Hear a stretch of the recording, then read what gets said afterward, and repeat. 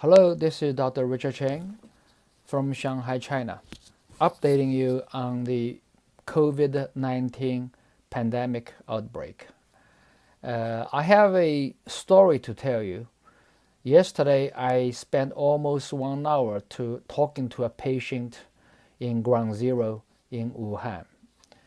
Her mother is a 70-year-old lady with many chronic diseases, including type 2 diabetes, coronary artery disease, with a stent placed, and also multiple several other chronic diseases. So overall, she's in poor health. This poor lady started feeling like flu-like symptoms around January 20th, a couple of days before the Chinese New Year. And she started coming down with a low-grade fever, around 38 degrees Celsius, which is very low, mild. And so the whole family started taking vitamin C tablets. The lady I talked to, New, she is interested in nutrition, and she's been reading up on nutrition, vitamin C, so she believes in vitamin C. And she bought some vitamin C tablets, and she also advised the whole family. It's a family of 6, not living together. Basically, she and her kid, I think a daughter, and her parents, and her brother and brother-in-law, 6 of them. And they don't live together, but they get together quite often on a regular basis. And so around January 20th-ish, her mother got sick. And so whole family started taking vitamin C. And around that time, the family members didn't wear a mask. So in theory, they were exposed to this coronavirus infection. Anyway, so the mother was staying home and didn't go to hospital for about 9 or 10 days, and she was fine. She didn't show much of a symptom except a low-grade fever. She was taking vitamin C every day, and her daughter New was taking around 20 grams vitamin C a day, and the other family members something like close to it. And her mother didn't really believe her, so she was reluctantly taking half or maybe less than half of what she was advising. So anyway, her condition didn't really get worse, but the mother wanted to have it checked out. So she went to the hospital around the end of January, 29th or 30th. And well, there she received the official diagnosis. She got the coronavirus infection. So she was hospitalized. And she stayed in the regular ward for about 10 days. And then over the course, she gradually deteriorated. Eventually, she was admitted to the ICU on February 10th. That's about 22 days ago. And eventually, she, like I said, it got worse and worse and went on the ECMO, which is the extracorporeal membrane oxygen exchange. Basically, like, a forced extracorporeal lung, right? Iron lung. And New insisted on the attending physician to start IV vitamin C, because about this time, the first official IV vitamin C trial was announced. And so she took the news report to the attending hospital physician of the hospital and insisted, please try this on my mother. And the attending doctor agreed, but reluctantly, And she was receiving about 10 grams a day in that neighborhood. And so the patient actually was stable, and she was in the hospital for about 2 weeks, a little over 2 weeks, and was discharged from ICU to a regular ward. So she was improving, although not completely out of the woods yet. She's still in the hospital, but she is not in ICU. And during this period of time, particularly during the ICU period of time, she was on IVC. Remember, this is a senior lady of 71 years old with serious chronic diseases, including diabetes and heart disease. On top of that, she got a severe lung disease, and you would imagine this mortality is very high. In Wuhan, those people with this coronavirus infection, the average mortality rate, but death rate is about what 5%-ish, and among those, I didn't see the numbers, but among those older senior people, the mortality is way higher. But she survived so far. Good luck to her, and bless her. Hopefully, she can recover fully. The family is expecting her to be discharged home pretty soon when her DNA or the nucleic acid result turned negative. Also, to the story is that 5 members of the family, none of them got infected, including the 3 caretakers, basically Niu and her brother and and the sister-in-law. 3 of them. They went to these 3 people went to the hospital, taking turn to take care of the sick person, the sick mother, and they were only wearing a regular mask, a layer of single layer of gloves, and didn't have the heavy protective clothing like the other healthcare providers, and they didn't get sick, none of them.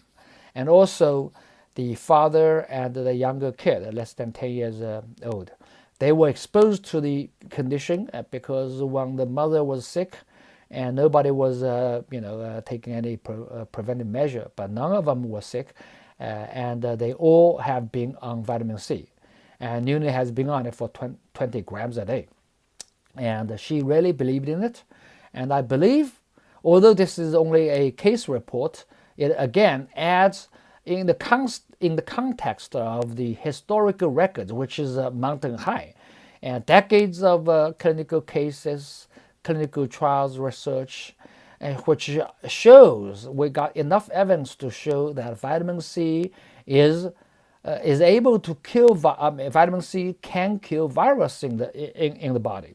Why?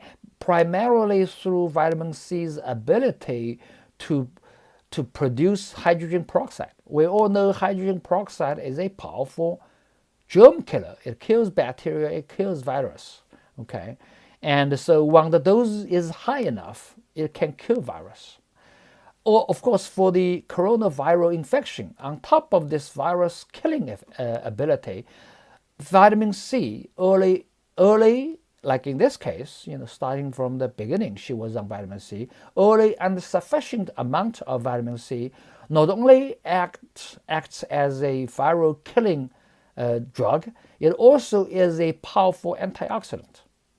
Why is that important? It's because we all know that the coronavirus infection kills people primarily through the infection or inflammation to the lungs, causing a condition called ARDS, or acute lung injury, ALI, and ARDS. ARDS simply means acute respiratory distress syndrome, unable to breathe. Okay, this is due to the very violent inflammation in the lungs, and due to increased inflammation. And vitamin C, and in addition to other antioxidants, self-defense, is able to neutralize these free radicals, these oxidants, and therefore prevent or repair, prevent further damage and repair the existing damage. And that's how vitamin C works, and on top of the other mechanisms, which we're not going to talk in detail.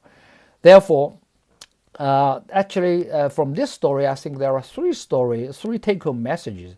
Number 1 is that this is a case report, but again, it goes in agreement with the existing evidence that vitamin C, early and sufficient dose of vitamin C, oral and intravenously, can help a patient to cope with severe viral infection. That's first message. The second is that vitamin C in this case probably helped the family members, 5 of them, from getting the viral infection. None of them, the 5, got the infection. And the third is that a clinical trial is a strong and powerful message, which makes other doctors feel emboldened. They feel more brave to try this thing because other people are doing the same. So it is all important for us to disseminate the message to other people in this critical time of in history that vitamin C is very safe. Again, NIH has official documents showing that the vitamin C at high doses. How high? 100 grams, 90 grams, basically up to 1 to 1.5 grams per kilogram of body weight. So for somebody who is 120 pounds, 150 pounds, 160 kilogram, which is what, 140 pounds. That's like Chinese size, a person, which is about 90 grams. For an American, maybe 200 pounds, that's even higher. Okay, it's very safe to use even at a dose of higher than 100 grams of vitamin C. And that's usually for the cancer treatment. But for viral infection, usually we don't have to go that far. Okay, 50 grams-ish, 60, 30, in that range, that's usually good enough, of course, individualized. So vitamin C is very safe, and it doesn't do significant side effects to you, and also it can kill virus, it can protect you from further damage, it can help you to repair the existing damage. Vitamin C actually has a lot of other benefits for chronic disease, which actually that's why I'm very interested, because I'm not a acute disease guy. I'm more interested in chronic disease management in diabetes, hyperlipidemia, the metabolic syndrome, and the coronary artery disease. As you can see, I'm getting old. I have some these graying hair on my sides. So I'm more interested in how we can manage and slow down and treat and prevent the chronic diseases. But vitamin C also has a very powerful effects in acute disease like what we have right now. Okay, and that's what I want to tell you. So basically, again, vitamin C is able to kill virus. Vitamin C can help to can help us to deal with acute respiratory syndrome like the one we have, and also a positive message like this we need to tell people and use it, because there's really not much, there's a whole lot to gain, not much to lose. All right, okay, thank you very much, until next time. Oh, by the way, before I go off, and also this message is getting across the board to a lot of people, and we know in China many doctors are going to Wuhan to help. For example, I'm in Shanghai, and a lot of the doctors are really kudos to them, and they're very brave. Okay, they are going to Wuhan to help, because these people go there working very hard. Okay, in the danger zone, in the hot zone, and well, the good news, encouraging to me, is many of them, the ones I know, they pack vitamin C in their suitcase. They pack a lot of them. Okay, you know what they pack? They pack those diapers, they pack vitamin C and these things. And recently, I know one of my the sister of one of my friends, and she is going to Wuhan very soon. So I shipped her. I helped her a little bit of what I can. I shipped her some vitamin C to her so that she can help her. That vitamin C can help her.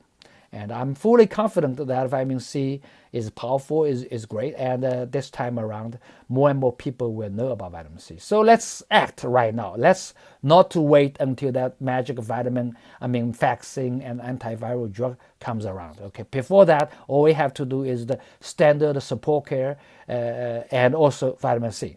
All right, go vitamin C. Yeah.